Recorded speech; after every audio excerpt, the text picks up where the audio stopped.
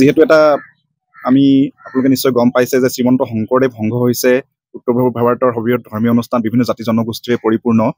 আমি সৰুৰে পৰা দেখি আহিছোঁ যে শ্ৰীমন্ত শংকৰদেৱ সংঘই বিভিন্ন জাতি জনগোষ্ঠীৰ সম অধিকাৰৰ ক্ষেত্ৰত শংকৰদেৱ সংঘই মাত মাতি আহিছে। আৰু আমাৰ নিজৰ সমাজখনতে দেখিছোঁ বিভিন্ন জাতি জনগোষ্ঠী আমাৰ সমাজলৈ আহিছে। আমি সকলোৱে একেখন থালতে খাইছোঁ, একেটা ৰান্ধনি ঘৰতে ৰান্ধিছোঁ, আমি সকলোৱে একেটা নামঘৰতে নাম প্ৰসংগ কৰিবলৈ সুবিধা পাইছোঁ ইয়াৰ জৰিয়তে।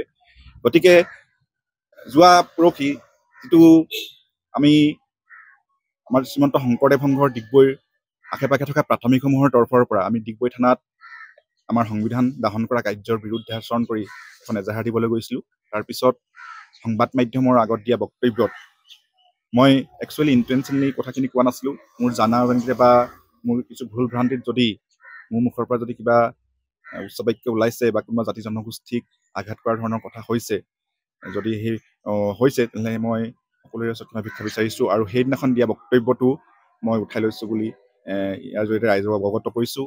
লগতে এটা কথা অৱগত কৰিব বিচাৰিছোঁ যে যিহেতু মই নিজেও এগৰাকী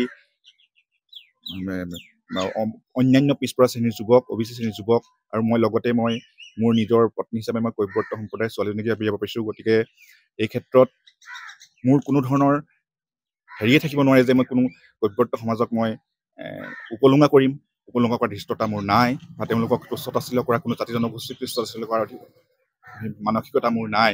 গতিকে ইয়াৰ জৰিয়তে যদি প্ৰকৃততে মই কথাখিনি কওঁতে যদি সঁচাকৈ যদি কাৰোবাৰ অন্তৰত আঘাত লাগিছে বা কোনোবাই এই ক্ষেত্ৰত জাতিগত ক্ষেত্ৰত কোনোবাই যদি আঘাত পাইছে, মই সকলোৰে ওচৰত ক্ষমা প্ৰাৰ্থী।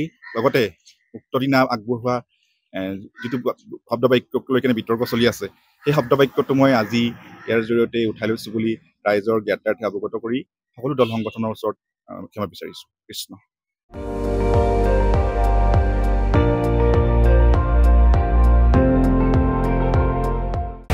আপুনি চাই আছে ND24, সৰ্বশ্ৰেষ্ঠ নহয় সৰ্বোত্তমৰ দৌৰত।